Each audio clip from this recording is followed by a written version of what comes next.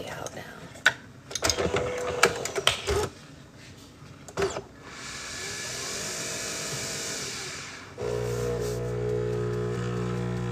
Sweet little pocket.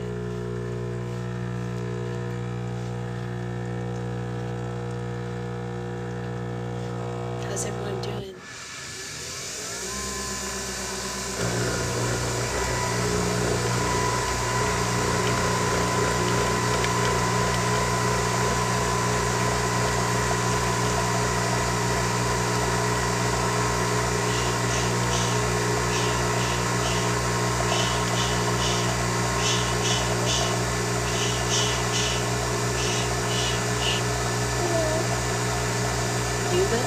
You don't drink coffee.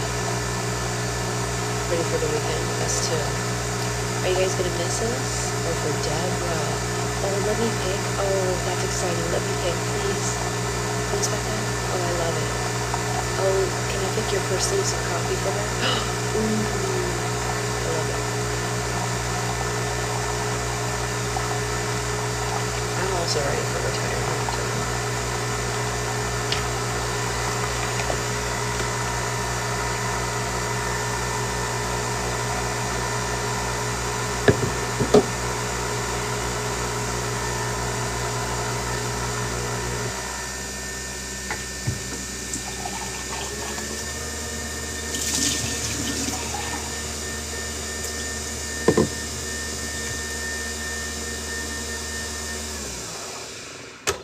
Okay, we made coffee with a sleepy baby. Did you see what I found yesterday? No, what did you find? Apparently there are Cocoa Pods compatible. Yes, that is true. There are. Yes, very true. And tea. There's compatible teapots also. Oh yeah, no. Nikki, I need it. Nikki, just like bill me. I'm not joking. Just bill me, Nikki. You find all the best books. Okay, hold on. I messed up the tripod.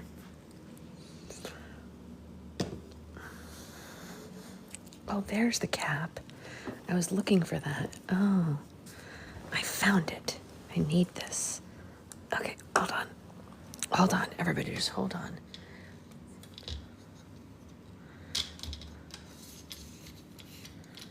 Okay, hold on. Hold on. Oh, we don't have a store like that here, Becca.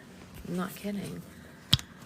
The only bookstore we have around here is Barnes & Noble. And that's expensive, you know? Yeah, bill me. What I meant is like, ask me for a Venmo, you know? I know. We don't have that though, Becca. Literally the only bookstore within like a 30 or 40 mile radius is Barnes & Noble. Yeah. Wait, I've never even heard of an Ollie's. Send an invoice for $2.99. Well, and shipping, Jen, and the shipping. But it's more than one book, right? Isn't she sending more than one book? So it'll be like probably $30 all in, right? Once it's all said and done. Okay. Let's see. So, is everyone all caught up on yesterday? And before I go continuing to reading, I just want to remind everyone that we leave tomorrow. Girl, that's like 45 minutes from here, Becca. You want me to drive 45 minutes for a book that's $2.99 with a kid that screams in the car? 45 minutes? Heck no. I ain't doing that. No. So you drive for everything. I know, but she hates the car so much. It would just be, it's just not worth it. I'd rather pay the extra $10 and get it shipped. Tomorrow through Monday, we will be gone.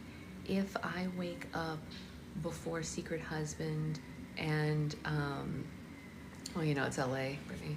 If I wake up before Secret Husband when we're at the hotel, we will have an interim book club, but I'm not bringing the physical book with me, so we'll read something on my Kindle, probably continue that Toxic book maybe. Yeah, used books are great. I'm all about it. And we go to the library, you know, too. So I can't promise that we'll have book club over the weekend. It just depends. We definitely won't have it tomorrow because we'll be on an airplane at this time, or at least at the airport at this time. Wish us luck on that one. And then, you know, the other days just depend, right? Okay. Okay, I know, I hope I get good coffee too. It's gonna be exciting. Seattle has great coffee. I'm gonna try some independent coffee shops maybe, some fun. I'm gonna have one more sip of coffee before we go. It's an extremely short flight compared to her first flight, so I'm not really worried about the flight. I'm more just saying like the airport experience. I hope it's smooth, and all that, but I'm not worried about the flight really. Yeah, she's also older, but we bought travel specific toys, you know, those things that like suction to the little thing, the seat in front of you that they can like spin and play with, and some flap books and stuff to keep her entertained. And we only have to keep her entertained for 2 hours. It's really not that long. So feed them, play a little, read a little, the 2 hours is gone. You know what I mean? 2 hours isn't so bad. And I got enough toys that like we're just gonna bring out one at a time to make them novel and interesting. So like we bring out one, let her play with it until she's really done with it, and then the next one and the next one. I have about 5 travel toys and some books and snacks and bottles, so I think we'll be okay.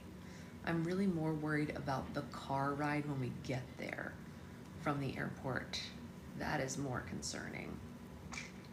Making them new is smart. Yes, yeah, she's never seen them yet. They're all brand new travel toys that she's never even seen to this day. So tomorrow when we get on the plane, they'll be really brand new and very exciting. Yeah. So anyway, that's the sitch. Now, let us read. Yes, the car. Sad. We have like an hour car ride when we get there, which is not great. Yeah, it's not great. But what we have now is chapter 2. I don't know why I made that sound. That was really risky. Really, really risky to make that sound when you have a sleeping baby on you, but I did it anyway. I clicked my tongue despite the fact that there is a baby sleeping on me. Why did I do it, friends? We survived it. She stayed asleep. It's okay. Yes, Anya, she is sleeping. I couldn't help it. You're right. I couldn't help myself. But anyway, we are just barely starting Land of Stories Beyond the Kingdoms. If you need to catch up, of course you can, but we're going to go ahead and get into chapter 2. Now let's see how long chapter 2 is. Maybe we'll get more than one chapter today. Oh, this is a shorter chapter. Yesterday's chapter was really long, but today's looks short. All right, we might get through 2, at least 1.5 maybe. I don't know, but let's go. Chapter 2 is called, Do You Accept the Charges? Emmerich Himmelsbach stood at the kitchen sink washing stroganoff stains off a stack of plates. It was 146 nights in a row that he had washed dishes, not that he was counting. And if his mother was serious when she punished him, Emmerich had about 2,000 more nights to go. As far as Frau Himmelsbach knew, 5 months ago, Emmerich ran off with an American delinquent for a few days of childish fun, and when he returned, he was scolded, lectured, stripped of all privileges, and given dish duty until he was old enough to leave home. But Emmerich thought that it was a small price to pay for embarking on what he considered to be the adventure of a lifetime. And having to keep the truth of his excursion a total secret proved to be the real punishment. Emmerich spent every moment of every day thinking about the amazing people he met and all the incredible places he saw in the fairy tale world. He desperately wished that he could talk about his adventures with someone, but the only person he could safely reminisce with lived on the other side of the globe. He was halfway through the dishes when the kitchen phone started ringing. Emmerich didn't answer it at first, expecting his mother to pick it up in the next room, but after the 7th ring, he dried his hands and he picked up the receiver. "Hallo?" he said. "Emmerich Himmelsbach?" a woman asked in an American accent. "Ja," the young German boy replied, curious as to how this stranger knew his name. "You have a collect call from Miss Bree Campbell in the United States," the operator said. "Do you accept the charges?" Emmerich didn't completely understand what she meant, but if Bree was trying to contact him, he figured he'd better accept. "I guess so," he said, and he heard a click, and then a frenzied, stressed, familiar voice came on the phone. "Emmerich, is that you?" Bree whispered. Bree, I was just thinking about you, Emmerich said. He was so excited to speak with her that he could barely remember English. I've been thinking about you too, she whispered. Why are you whispering? He asked. Are you all right? I'm fine, but I don't have long to talk, Bree said. It's still morning over here. I'm hiding in the janitor's closet at school. It's the only place that I could find any privacy. Where are you? Are you someplace safe? Emmerich looked around the kitchen and he shrugged. Yes, I'm safe. Good, Bree said. I've been dying to talk to you. My parents grounded me until college for sneaking away on the school trip. I just convinced them to give me back my cell phone. By the way, thanks for accepting the charges on this call. My parents would have seen it on our phone bill if you hadn't. I've been in trouble since we got back too, Emmerich said. My mother made me do dishes every night since we got back. How bad did you get it? Bree sighed. I got dishes, vacuum, yard work, and other agonizing tasks I can't even think of right now, she said. But listen, I've really got to talk to you about something. I've been thinking a lot about our trip to the fairy tale world. Oh, it is all I ever think about, Emmerich said. Not a day goes by that I don't wish we could go back somehow. I feel the same way, Bree said. I've been missing the fairy tale world so much I started plotting a way to get back to Neuschwanstein to travel through the portal again. Oh, I wish we could, Emmerich said. But to activate it, we would need someone with magical blood to play the panpipe. Well, we don't have either of those things. My thoughts exactly, Bree said. So I started thinking of another way the portal might be activated, which made me think about the portal itself, how it worked, and everything we learned about it. And, I read too many mystery novels, but I think I've discovered a major plot hole in what we're told.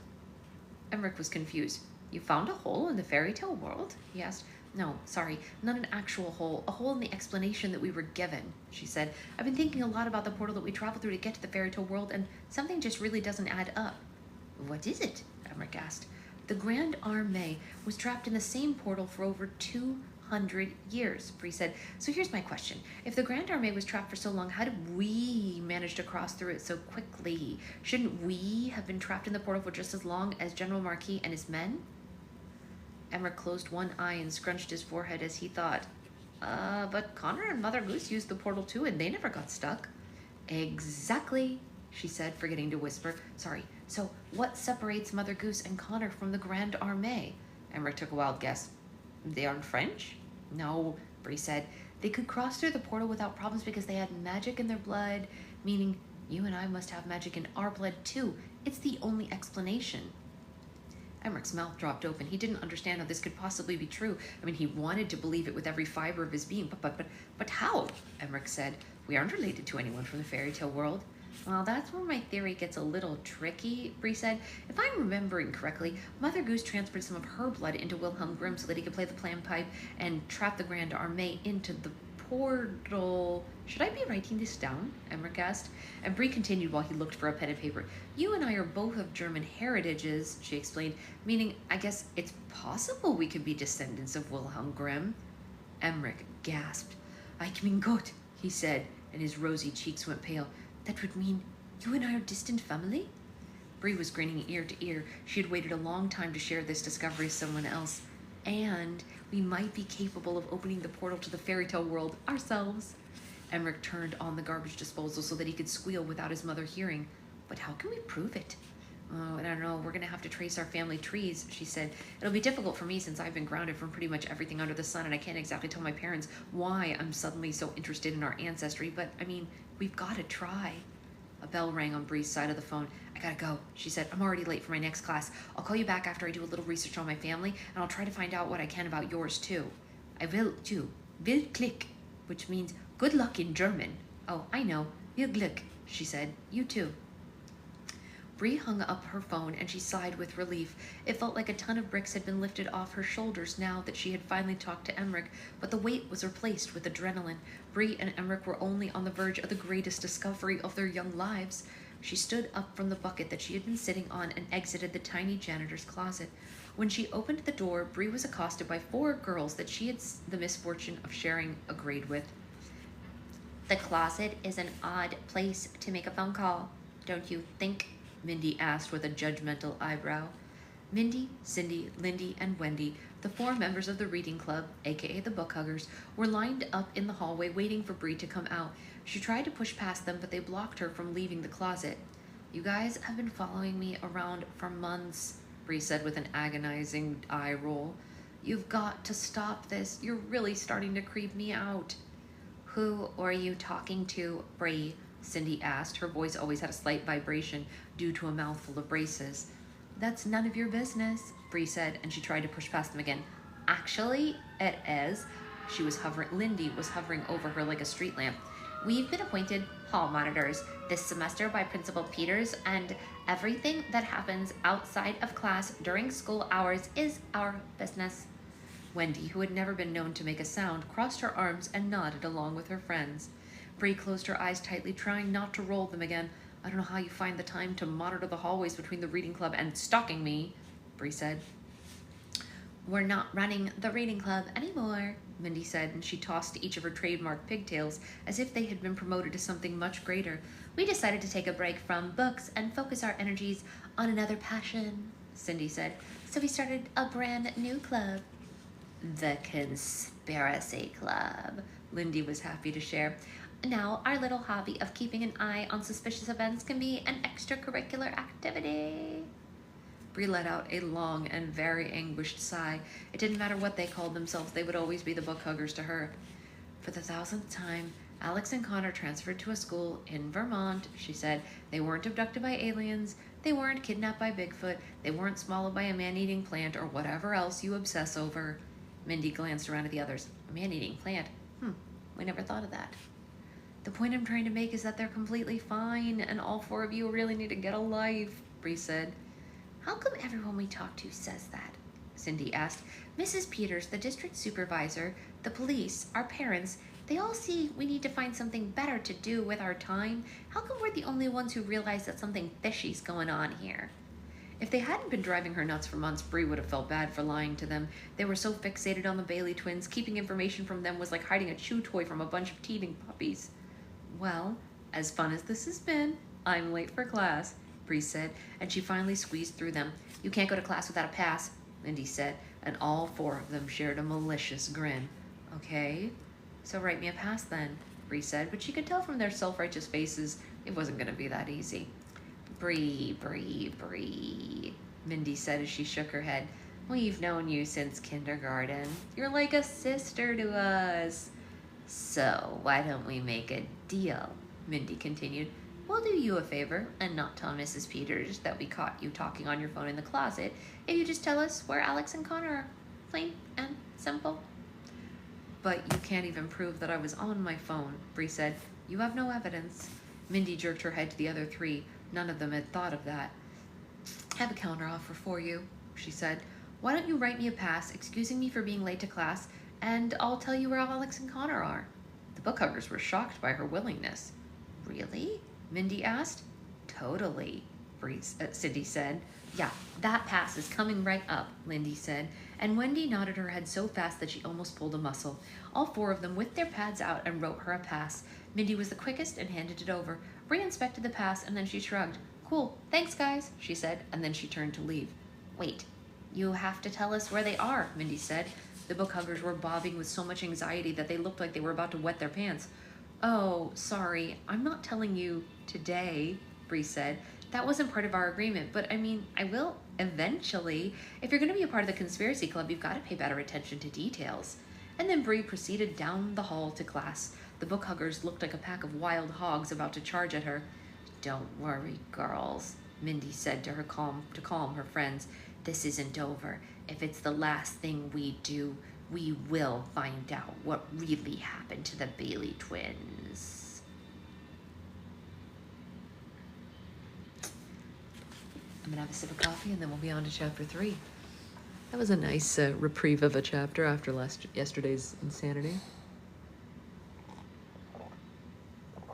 And blessedly, it was a short chapter, so she's still asleep. Okay. So that was page 50. Starting chapter 3 on page 51. Chapter 3 is called The Ungodmothering. Oh, that does not sound good. Why are they so obsessed with her? I mean, the Bailey twins. Yeah, no, I mean, it's true. It is pretty funny when you think about it though, right? So like these 4 girls are like oddly obsessed with this and you're like, oh my God, let it go. But at the same time, they're right. So part of me is like, well, I mean, they did figure out, I mean, they don't know what happened, but they are the only ones who are like, this is sus, you know? Like, did you guys ever watch like One Tree Hill or anything like that and wonder why no one, hey Tiffany, why no one was like, how come Peyton's always alone at home? Like her parents, well, she only has a dad, but her dad's like, I know he works out of the home, but like, how is that allowed? You know what I mean? And like, how do they get away? Like, why is no one suspicious about all the goings on of these teenagers? You know what I mean?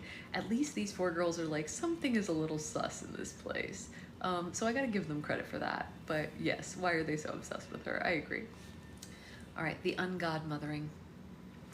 It had been 2 weeks since, sorry, wrong.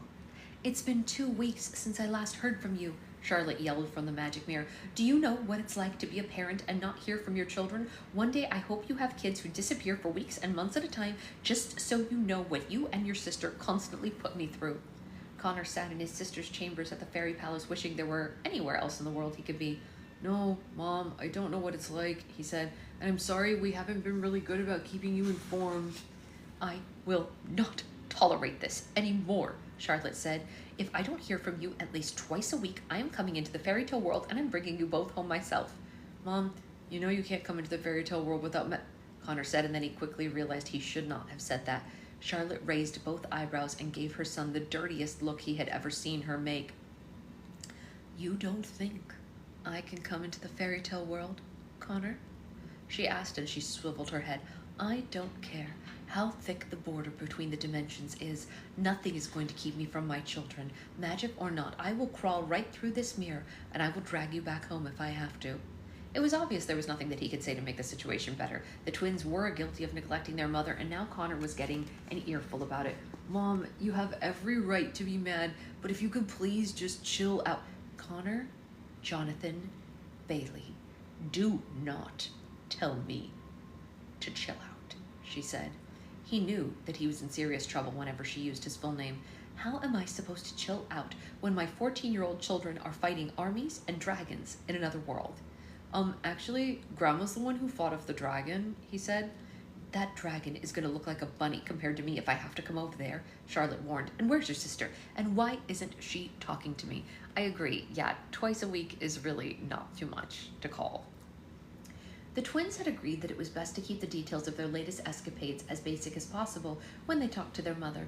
If she was this mad at them for not contacting her regularly, Connor couldn't imagine how angry she might be and how she would react if she found out the man that they were hunting down could potentially be her deceased husband. Well, Alex is in a meeting with the Fairy Council, Connor said. She's really not trying to upset you. I mean, she's got a lot going on and a lot on her plate now that Grandma's gone. It was difficult for Connor to keep the truth from his mother, especially as he watched how it affected Alex. He half wished that his mother would find a way into the fairy tale world and somehow retune his sister. I don't care how important or powerful you two become. I am your mother and I deserve some respect, Charlotte said. If presidents and kings can manage to call their mothers, my children can too. There was a knock at the door. Froggy and Jack poked their head into the chambers. Connor figured they must have been eavesdropping because they looked much more concerned than usual. It's okay, guys. You can come in, Connor said. My mom's just chewing me out for not calling her more. And he tried to laugh it off, but their expressions didn't change. You should really come to the Great Hall, Froggy said. Yeah, things are pretty heated between your sister and the council, Jack said. And Connor sighed.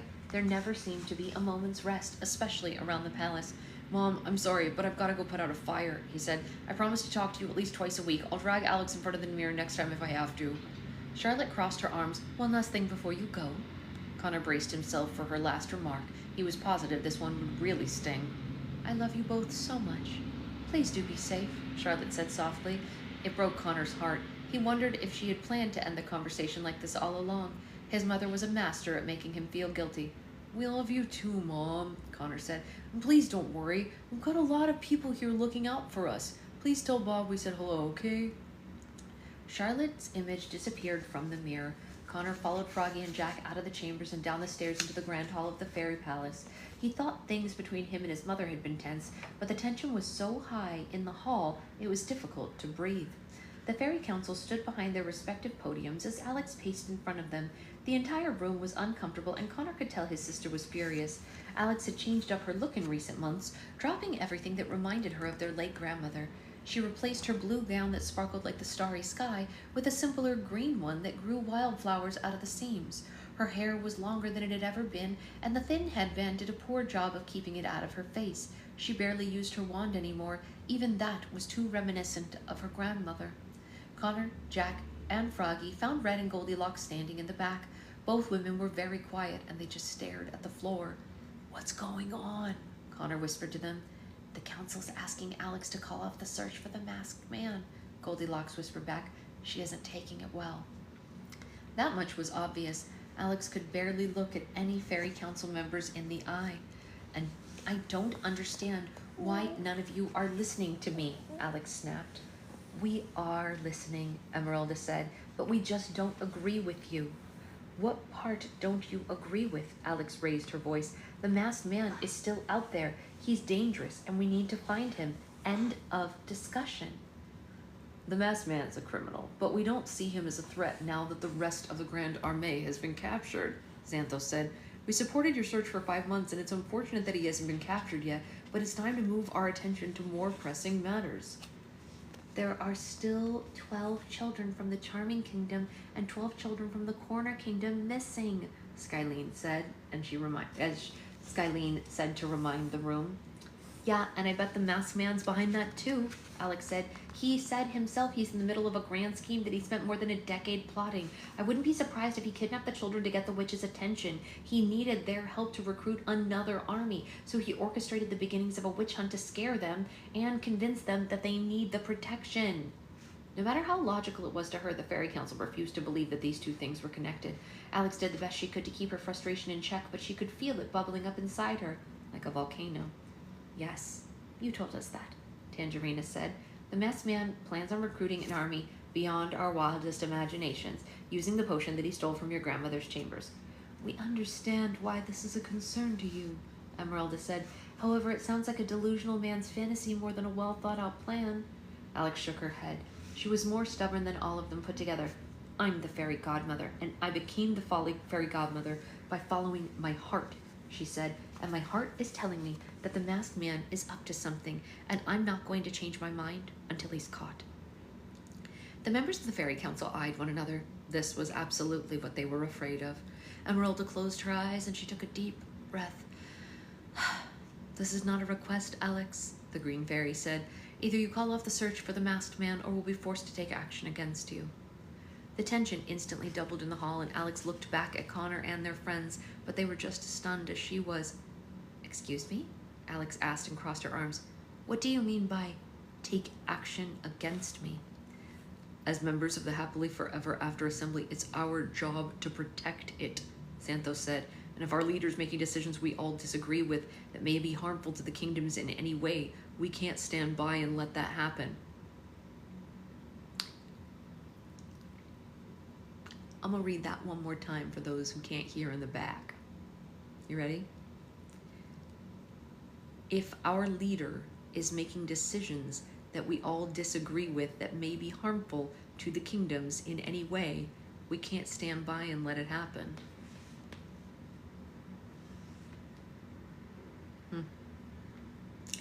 Alex threw her arms. Yeah, seriously, Jen, seriously. Alex threw her arms into the air. "Let me remind you that if it hadn't been for me and my brother, all of you would be dead. I'm not the enemy, but the enemy is out there and you are wasting time." "You asked Jack and Goldilocks to form a committee to track down the masked man and his men," Rosette said. "Detach yourself from that task so this council can focus on doing something productive."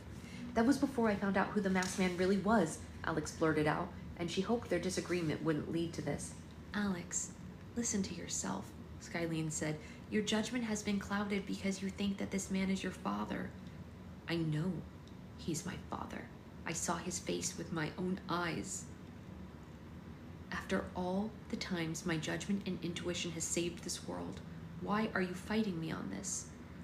"Your father died years ago in the other world," Xanthos said. "The masked man was in Pinocchio prison for over a decade. This could not be the same man. It's not possible." You said you saw your father just 2 days after your grandmother passed away, Esmeralda said. Sometimes when we're overwhelmed, we see what we want to see rather than what's actually there. Alex was appalled that Esmeralda would suggest such a thing. She could feel her blood boiling in her veins. She did not know how much longer she had until she lost control of her anger. You think that I wanted to see my father under that mask? She asked.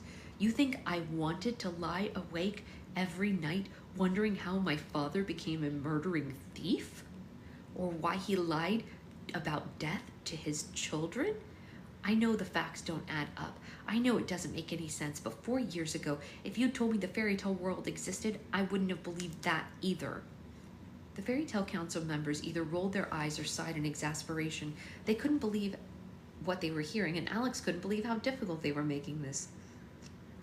If you think what I'm saying is impossible, then we could be dealing with some seriously dark magic, or perhaps some kind of magic we've never dealt with before. I know with all my heart that if we ignore this, we're going to regret it, she said. Connor closed his eyes and took a deep breath. It was hard watching his sister have to practically beg for respect. However, he wouldn't believe her if he were in their shoes either. Esmeralda must have sensed his uneasiness because she suddenly redirected the room to him. Connor, what do you think? Do you think your sister saw what she says she saw? Connor's insides tightened from being put on the spot. His sister looked back at him with big, pleading eyes. If anyone could convince the council that Alex wasn't being irrational, it was Connor. He'd been at her side since before they were born. I don't know, Connor mumbled, and he stepped closer to her, trying to have a private word with her in a crowded room. Alex, in just a few days, you had your heart broken by that Rook guy. We fought an army, we lost Grandma, and you became the leader of the fairy tale world. Maybe Esmeralda's right. Maybe you didn't actually see what you think you saw. Alex felt like she had had the wind knocked out of her. She didn't have a single ally among them, not even her own brother. He had proven what the masked man said to her on the roof of the Witch's Brew. It was family who betrayed you the most. A few tears rolled down Alex's face without her realizing. Still, she was not ready to give up. I don't care how delusional you all think I am. I am going to find the masked man and prove you wrong, with or without your help, she said, and each of the council members nodded to Esmeralda. The moment they were all dreading had finally come. Well, then I'm afraid we have no choice, Esmeralda said. Alex, this council feels that you're blinded by your emotions, and you're not fit to lead the Happily Forever After assembly.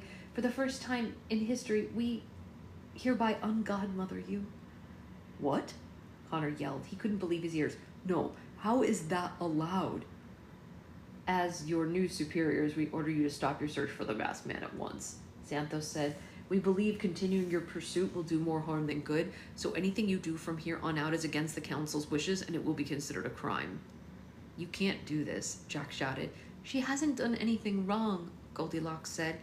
We were hoping to avoid this, but you all heard her yourselves, Esmeralda said, and everyone turned to Alex. All the blood had drained from her face, and she was eerily quiet. It was like she was having a bad dream. The people that she once considered friends and colleagues were treating her like a criminal. Alex couldn't suppress her feelings anymore. She felt her frustration, her anger, her agitation begin to surface from deep within her. As emotions surged through her body, she went numb and completely lost herself to rage. Oh no, Connor whispered to his friends. This is not going to be good. Alex's eyes started to glow and her hair floated above her head. She howled with laughter and levitated in the air. The fairy council was terrified. They'd never seen her like this before. What is happening? Xanthos asked anxiously. She's just a little overwhelmed is all. Don't worry, Connor said, and he put himself between Alex and the council, desperately trying to defuse the situation. Just give her a minute. Everything is totally going to be fine. Alex jerked her head up and reached toward the sky. A series of lightning bolts rained down from the clouds and hit the council's podiums until each of them exploded. The members of the council dived for the floor for safety. Everyone in the hall looked to one another in panic. None of them knew what to do.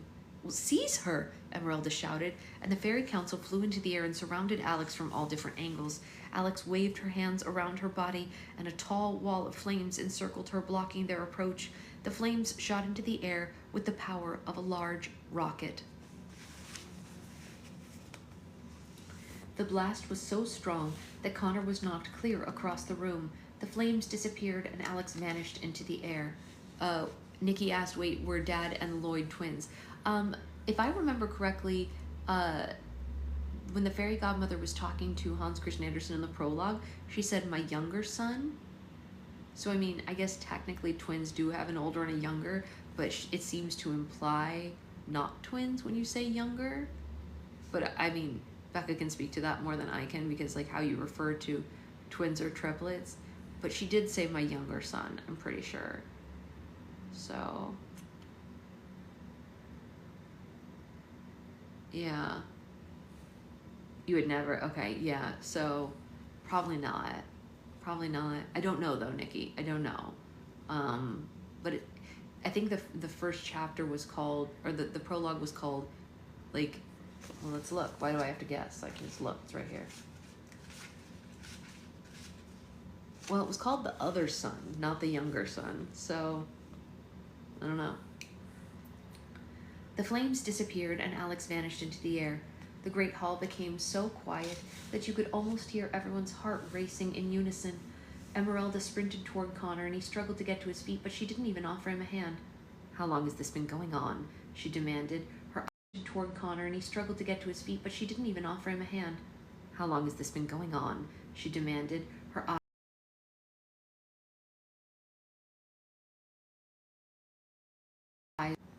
Sorry, some spam from Pennsylvania tried to call me. Not unless I'm talking about their order on purpose. Right, yeah. Well, I don't even have twins or triplets, and I don't ever consider, like, an older or a younger. They were all born on the same day, you know? Older or younger when it's minutes really doesn't seem to mean much anymore, I don't think. Anyway. How long has this been going on? She demanded, and her eyes were wide, her nostrils flared. On and off for a couple of months, Connor said, but she's never done anything like that before. Why didn't you bring this to our attention? Emeralda said.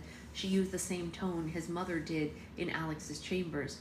Oh, come on now, Red said, trying to lighten the mood. She's just a teenage girl. I used to throw tantrums like that all the time. Like, granted, I never disappeared into a blazing inferno, but that was not a tantrum, Emeralda said. Okay, then what's going on with her? Connor asked. My guess is that your sister is so drained from chasing the masked man that she's lost touch with herself, Emeralda said. She has no control of her powers. Tell me something I don't know, Connor said. So, how do we help her? Emeralda ignored him and turned to the other members of the Fairy Council. I want all of you to contact the kings and queens of the Happily Forever After Assembly at once, she instructed. Tell them all to cease contact with Alex immediately. We must put all our efforts into finding and capturing her by any means necessary. Connor felt like he had whiplash. In one meeting, his sister had gone from the fairy godmother to the most wanted person in the fairy tale world. Whoa, whoa, whoa, Connor said, putting himself between the council members. This is Alex we're talking about. She had a breakdown, so what's the big deal? Connor wasn't the only one anxious to know. The Fairy Council, Jack, Froggy, Goldilocks, and Red all huddled around Emeralda. We know that Alex is a very powerful person, perhaps the most powerful fairy we've ever known, Emeralda said. Her magic is fueled by heart, but whatever happened in the fairy godmother's chambers between her and the masked man 5 months ago has broken her emotionally. If we don't stop her, if she can't get a grip on her emotions, she may lose control over herself forever. Okay, Connor said. The grave look in Emeralda's eyes was scaring him. Then what can I do? Find her before it's too late, she said. I've seen this happen only once before. All it took was a broken heart to turn one of the most gifted fairies I've ever known into a foul and dangerous creature. The situation was different, but all the signs are there. Connor gulped. Who was it? He asked, and Emeralda paused, hesitating to answer him. The Enchantress, she said.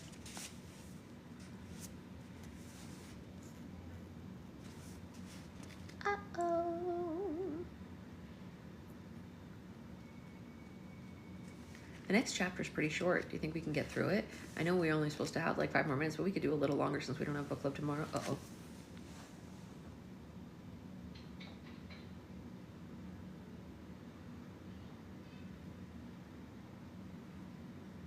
I think we can do it.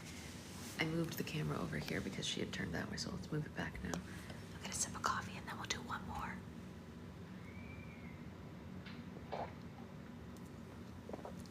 It looks like a short chapter. It's okay. Chapter 4 is called Goose on the Lamb. That's funny. Come on, it's funny. Alex opened her eyes. To her astonishment, she was standing on a cloud in the center of a ferocious storm. The rain blew from every direction and soaked her to the bone. She wrapped her arms around her body, shivering in the freezing wind. Lightning flashed in the clouds below her feet. The thunder was deafening. As if dozens of cannons were being fired all around her, she had no idea where she was or how she had gotten there. Her memory was spotty at best. The last thing Alex remembered was standing in the great hall of the fairy palace. She was arguing with the fairy council about the masked man, and the longer their discussion went on, the angrier Alex became. Emeralda questioned Connor about Alex's reliability, and that's when her memory faded completely. She could recall only quick glimpses of what happened, but it didn't take long to put the pieces together. I usually join so late that this is the most I've ever... I know, right? It's so crazy. She's sleeping so well today. She's been asleep for 45 minutes already. See how long we can keep it going. Oh no, Alex gasped. What have I done? It was like recalling a nightmare. The fairy council had dethroned her as the fairy godmother. Alex's anger took control of her body, and she retaliated by attacking them. The more lucid she became, the more the storm around her began to calm and dissipate. The rain stopped. The cold wind came to a halt. Alex looked around, trying to determine her whereabouts, but all she saw were thick gray clouds for miles and miles. Alex chose a direction and walked through the clouds like a fluffy quicksand. In the distance, she could barely make out the silhouettes of a massive structure with several towers. When she squinted, she saw a large wooden door. Alex recognized this place immediately. That's the giant's castle, she said, and her stomach dropped. The castle instantly reminded her of the time she and her friends narrowly escaped being clawed to death by a giant cat that lived inside. Despite her initial instinct to run in the opposite direction, Alex figured the castle might be the best place to go, given the circumstances. She doubted that the fairy council would look for her there. Perhaps that's why she had taken herself into the sky all along. She continued toward the castle, and her feet eventually found a solid path that curved up towards the enormous front door. Alex almost crawled under the door like she and her friends had before, but luckily she learned a few tricks since then, so she waved her wand over the door and it began to open. Once the door opened wide enough, Alex went inside and the door shut behind her. The castle was exactly as Alex remembered. The stone tiles of the floor were the size of swimming pools. Each step of the massive staircase was the height of a building. You could probably fit the entire fairy palace into the entrance hall alone. Yeah, I know, the sleepy dust totally worked, right? That's hilarious. It's so true. You guys all sent it and it was like,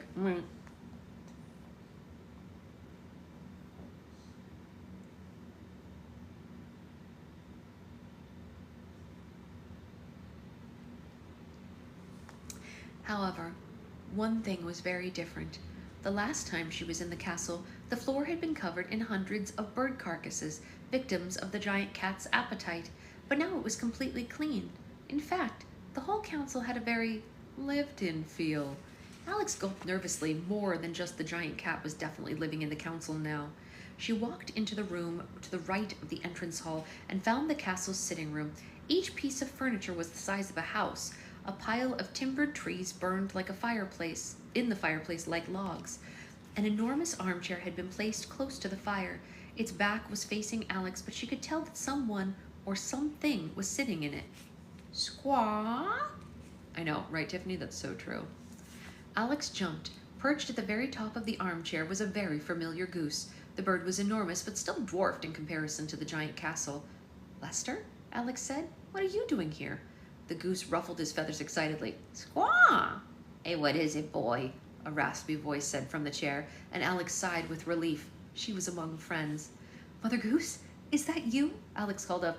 Alex? Mother Goose said. What on earth are you doing here? I was going to ask you the same thing. Lester, be a dear and help our girl get up here, Mother Goose instructed. Lester glided to the ground and Alex climbed onto his back. He flew her to the seat of the armchair, which was like a balcony looking over the fireplace. Mother Goose sat in the rocking chair, her large traveling basket at her side, and she sipped from an enormous thermos that was undoubtedly filled with her favorite bubbly beverage. Hiss! Alex shrieked, and the giant cat was seated on the armchair, resting next to her.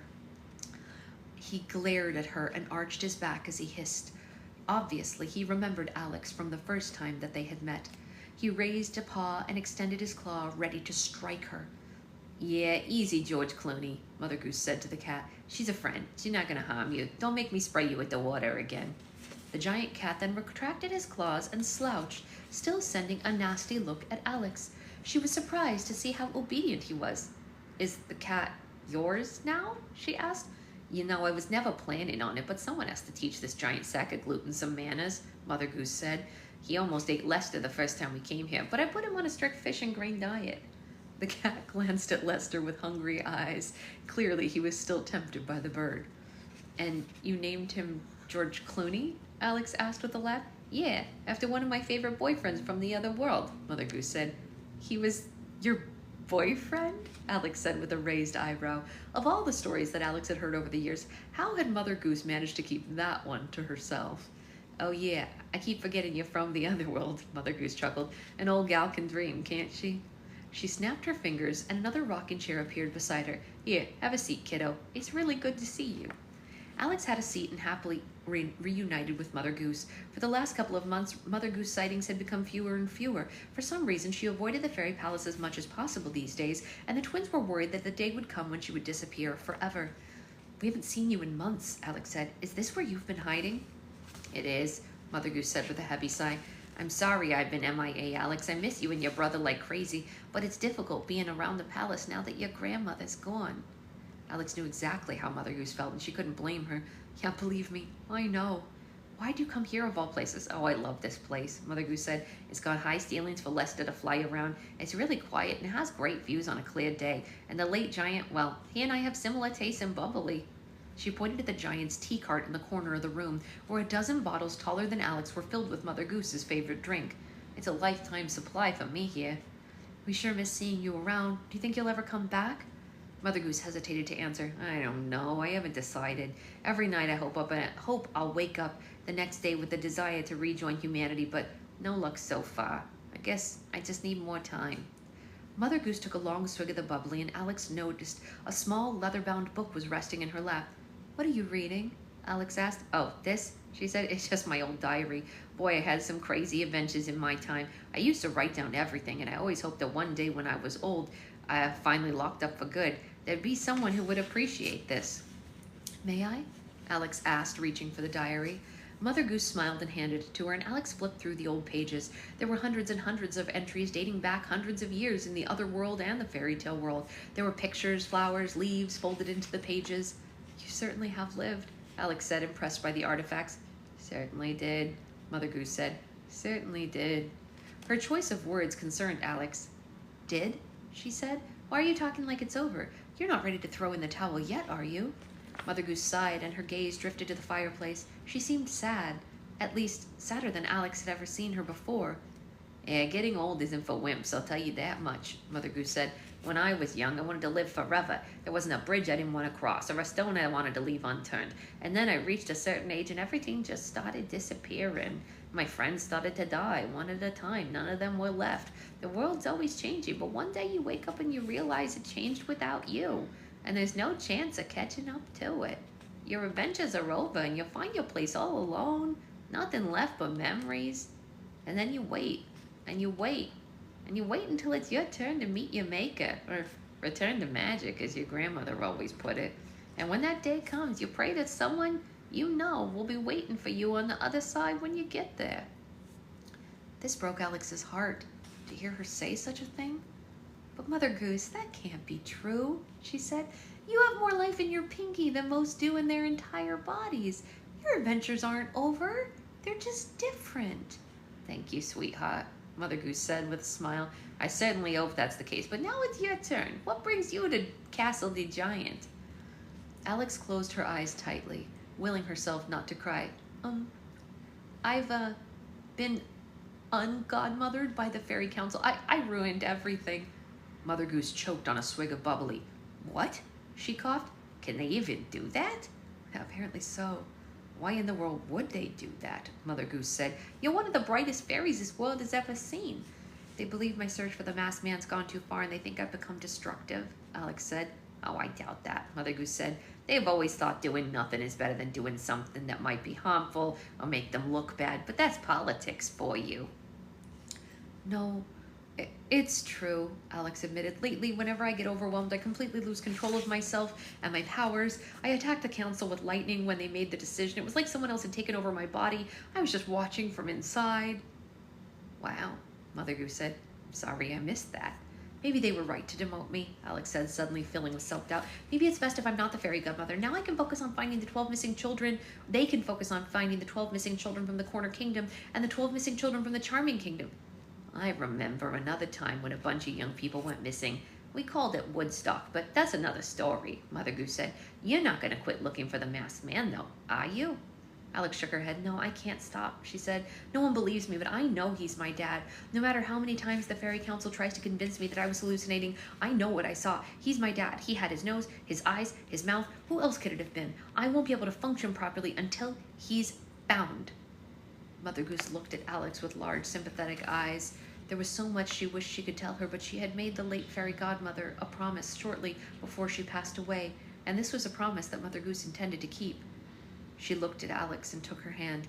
I believe you, honey. Alex looked up at her with bright eyes. You do? I've seen some pretty incredible things in my lifetime, Mother Goose said. They didn't always make sense, and they weren't always what people wanted to hear, but that doesn't mean that they didn't happen. If you say you saw your father, then I say you saw your father. End of discussion. Alex was so thankful that someone was on her side it brought tears to her eyes. Okay, but what do I do now? I'm the most wanted person in the kingdoms. The council's hunting me down as we speak. Mother Goose rolled her eyes and she waved off the thought.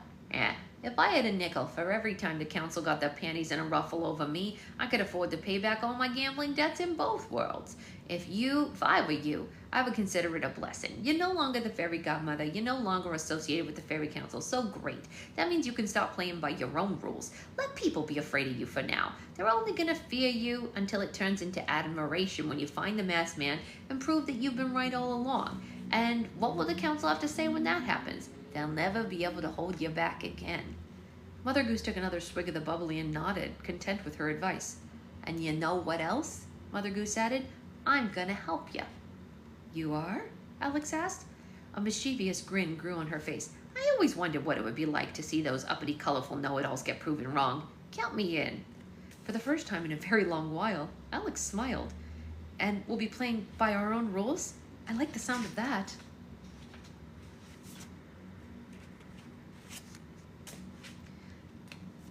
That was chapter 4, ending on page 73. Oops, sorry, didn't mean to hit you guys. She stayed asleep the whole time, and we read 3 chapters. That was amazing, right? Pretty great. As always, I want to say I love Mother Goose. She's phenomenal. Couldn't be better. Okay, so like I said, just a reminder, we will definitely not have book club tomorrow, and probably not again, she definitely needed to sleep, until Tuesday. But if we do, I will let you know, and we will read, you know, some interim stuff and chit chat and whatnot.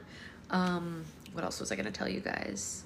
Oh my gosh, I can't wait to show you guys the dress that this little girl is wearing to the wedding we're going to. You guys are gonna lose your mind. It's so freaking cute. So anyway, that's the whole kit and caboodle. If anyone knows of any really good coffee shops in downtown Seattle, we will take recommendations because that's where we're going. We're gonna take her to the Children's Museum and the Museum of Pop Culture and go to Pike's Place and then to the wedding and all that. Yes, we do, Jen, we definitely do. I just took a whiff of the gas lamp to stay awake from my gym session. That's amazing. That's amazing, Anya. All right, so I will see you all later. We might have baby book club later today. I'll let you know. Mailing out more supplies today. Yeah, Jen, if you message me, I can tell you where we're staying and you can like know the area, but like we're staying really close to Pike's Place if that helps. So yeah, like walking distance from Pike's. Yeah. So anyway, that's the whole thing. We want to take her to Pike's so she can see them throw the fish. We think she'll find that really entertaining. All right, bye guys.